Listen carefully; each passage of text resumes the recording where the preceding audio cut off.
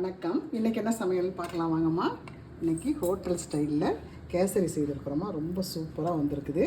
ஜம்முன்னு இருக்குமா. அதில் கொஞ்சம் தட்டில் எடுத்து வச்சுக்கோங்க. ஜோராக இருக்குது பாருங்கள். அப்படி பாருங்கள். ஹோட்டல் ஸ்டைலில் ஜம்முன்னு ஒரு கேசரி. அடுத்து இன்றைக்கி ஜோரான பொங்கல்மா. இதுவும் ஹோட்டல் மெத்தட் தான். ஜம்முன்னு சேர்த்துருக்கிறோமா. அதில் கொஞ்சம் எடுத்து வச்சுக்கலாம். இதில் இன்னும் கொஞ்சம் நெய் போட்டிருக்கலாம், ஆனால் போதும்னு நிறுத்திட்டேன். தேவைப்படுறவங்க இன்னும் கொஞ்சம் நெய் போட்டிங்கன்னா ரொம்ப ஜோராக வளவழன்னு வருமா. உடனே இறக்கிறதுனால தண்ணியாக இருக்குது. இது 5 நிமிஷம் ஆச்சுன்னா கரெக்டான பதத்துக்கு வந்துடும். சூப்பரான பொங்கல்.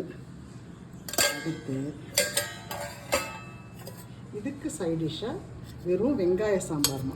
வேறு எந்த காயும் போடாத வெங்காயம் தக்காளி மட்டும் போட்டு ஒரு பிரமாதமான சாம்பார் வச்சுருக்குறோமா. இது பொங்கல் செய்யறது, சாம்பார் செய்கிறது, கேசரி செய்கிறதுலாம் செய்முறை விளக்கம் எடுத்துருக்கிறோமா.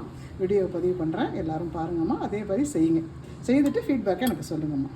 இந்த சாம்பார் மேலே பொங்கல் மேலே இந்த சாம்பாரை போட்டுக்கலாம். இவ்வளோதாம்மா இன்றைக்கு எங்கள் வீட்டு சமையல். சூப்பரான சமையல்மா. ஜீரக சம்பா அரிசியில் பொங்கல் பண்ணியிருக்கிறோமா. சூப்பரான பொங்கல். வெறும் வெங்காயம் போட்டு வெங்காய சாம்பார், ஹோட்டல் ஸ்டைல் கேசரி. பிடிச்சிருக்கவங்க லைக் பண்ணுங்கள், ஷேர் பண்ணுங்கள், கமெண்ட் பண்ணுங்கள். தேங்க்யூ.